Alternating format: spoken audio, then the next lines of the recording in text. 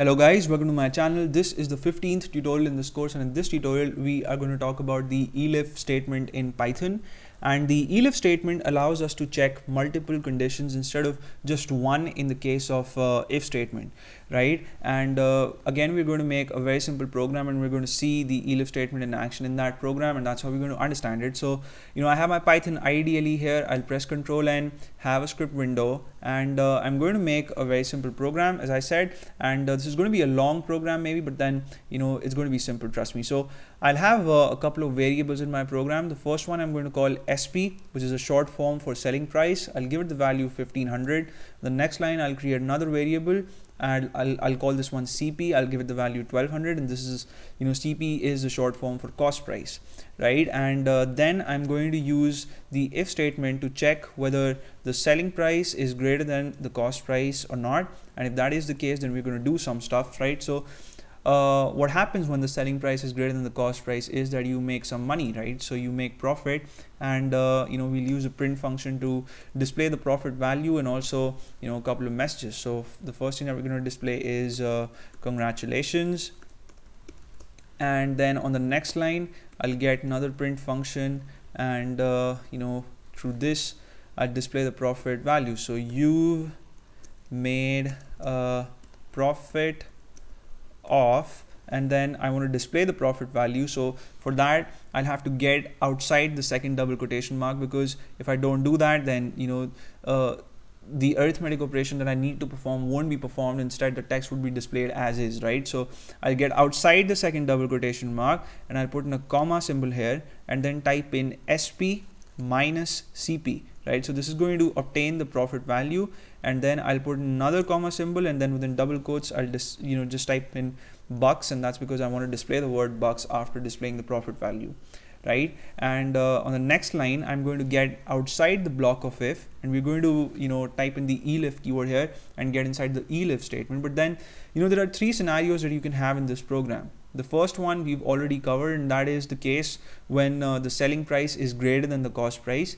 The second scenario can be a case in which you make a loss, right? So in that case, the selling price will be less than the cost price, or the cost price will be greater than the selling price. And the third scenario will be when the value of the selling price is the same as the value of the cost price. So in that case, you neither lose money nor do you make money. So instead of having three if statements to make the three checks, we're going to use if only once, and then we're going to have the second check made by the elif statement, and the third check covered by the else statement, right? So I'm going to type in elif here, right? That's ELIF, and then within parentheses I'll make the second check, and that is whether the cost price is greater than selling price or not. And of course, we're going to get to this check. The elif statement is going to execute only if the if statement fails. So in this case, we won't have to unnecessarily execute the if statement checks, because if one if block will execute, then the rest of the program will just skip, right? So I'll get in a print function here, and I'll display the message oops, and that's because it's a bad thing, we've lost some money. And then I'll type in print function again and display the value of the loss made here. And to do that, I'll type in you've made a loss of, and then again outside the second double quotation mark I'll type in CP minus SP this time, and then I'll type in bucks, right?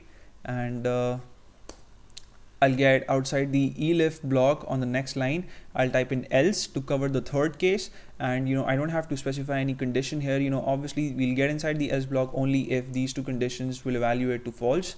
So the selling price is not greater than the cost price, and the cost price is not greater than the selling price. So that leaves only one possible condition for the else block, and that is the values are the same, right? And I'll type in print here, and we'll display a simple message, something like you didn't make or lose money, right? Simple enough. I'll put in a full stop here, and I'll save the file. I'll save it on my desktop.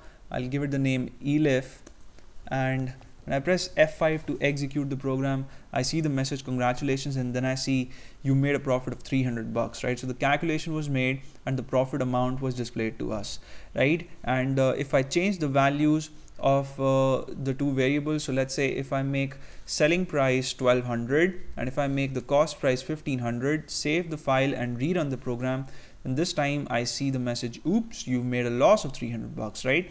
And that's because the cost price is greater than selling price, and the elif block worked and the if block didn't work, right? And if I make the values the same, then in that case the if block won't execute, the elif block also won't execute. Instead, only the else block will execute, and that just has one statement. So I'll save the file, rerun the program, and this time I see the message, you didn't make or lose money.